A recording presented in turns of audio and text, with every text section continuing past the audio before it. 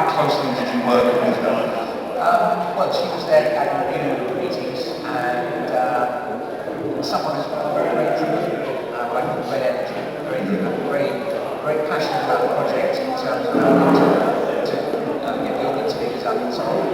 And I just remember brilliant passion. Were you writing towards the beginning of the show and the show on coming towards the end? It was a little bit at the beginning, and a little bit in the middle.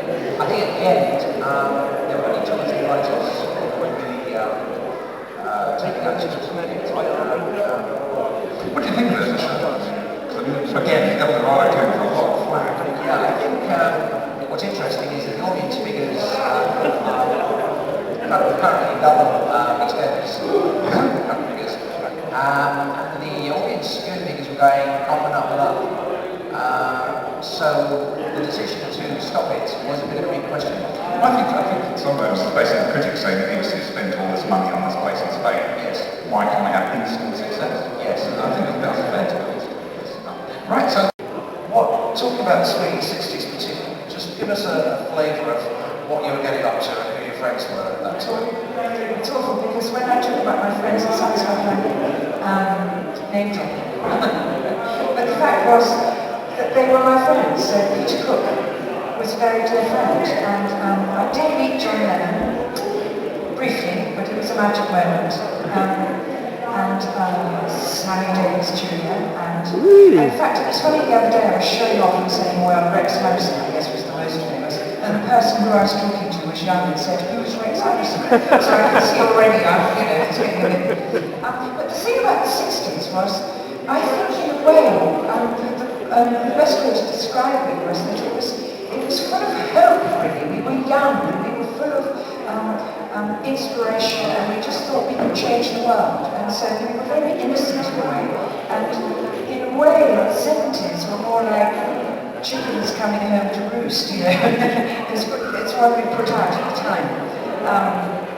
Yes. Okay, so you were at part of the Chelsea set, hanging around all the trendy cafes, Behaving jazz badly. clubs, the establishment clubs. And started, which was an amazing place. Oi, shush back there! It's almost like it's a new city. It isn't, obviously, it's a very old city. But it's been revitalised over the last 7 or 8 years, with a lot of business coming into it. And generally, when Doctor Who and Torture and Sarah Jane started up there, that just gave it another whole boost. And you're working in a city where every time you want to film somewhere, everyone just goes, yes. The whole city have got behind this whole Doctor Who family of shows. And it just adds to it, because if you're working in an environment, I think if you tried to Doctor Who in London, you'd have so many places where you wouldn't be able to film. You'd go, oh, we don't want to film groups around here. In and around Cardiff, everyone just goes, do you want to film it? It's like my house? Yes! Please come and disrupt our lives for me. That would be brilliant. And it's just because the people in Cardiff are just really nice people. So going back to your job as a script editor, the general public, What is a script editor? What is a script editor? Basically,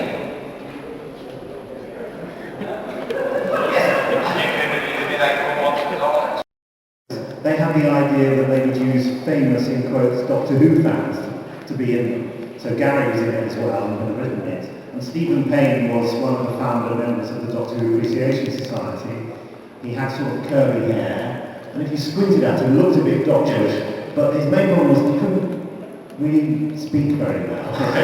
we should move it down. Yeah, so he was officially the most rubbish Doctor Who in the entire universe.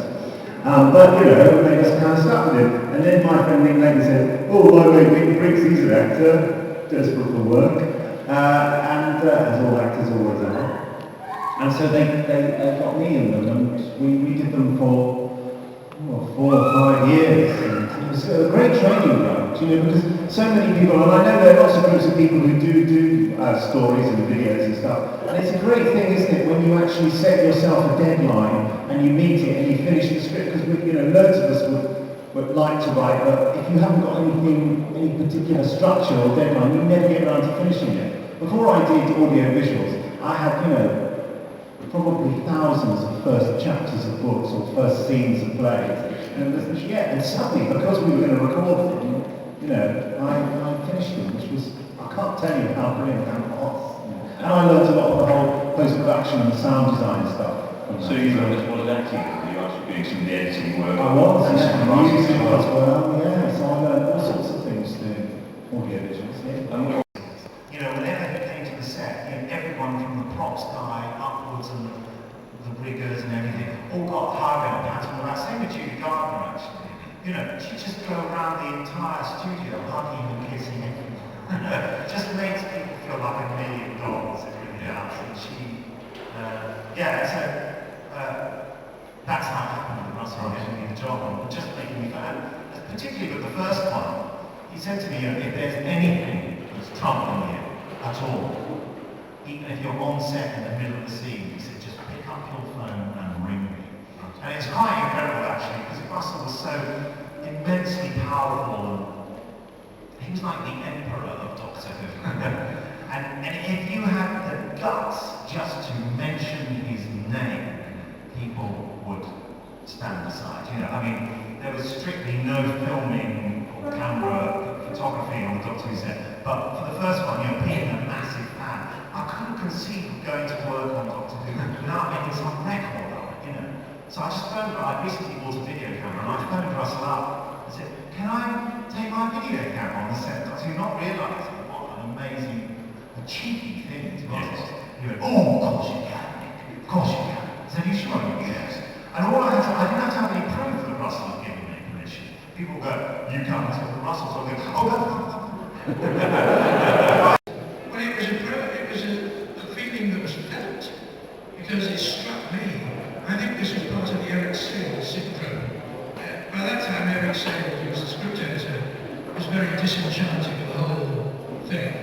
And I think it was his way of just putting the boot in, I'm not sure, making a trial of the program, a trial in the program.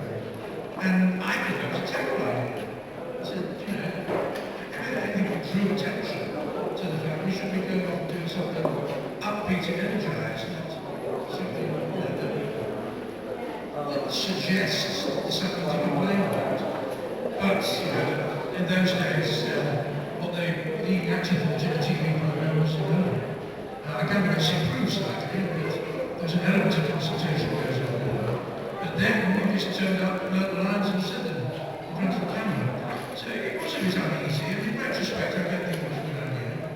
The stories were excellent, but the whole trial for that was laboured quite frankly. Because if you saw those scenes one after another, they were all pretty repetitious. And if I could actually do another way of saying backyard, vineyard, front yard, top yard, back yard, that wore me down in the end. And of course we did play those scenes when we recorded them one after the other. So it drew attention. That was saved by Michael Jackson. Because Michael Jackson was a very artist, such a wonderful performance, and he's another top geezer. He's really funny and really committed and just an ace in his bloke. So we had a ball doing that stuff.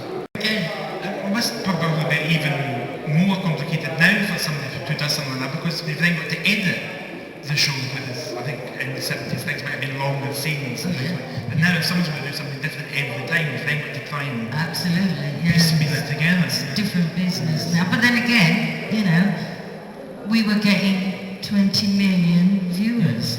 They get ecstatic now if they get 5. We had regularly Citizen Smith every week. We had 20 million viewers. I did a play for Today which won a lot of awards called Ave Maria. It was about a Catholic girl who becomes Jewish. And we had 28 million people. And it was a play for Today, an hour and a half on a Thursday night. Can you imagine getting 28 million people nowadays that will stay in on a Thursday night? No. Simply isn't. No. It's a bit scary because you thought it's half the population of the UK.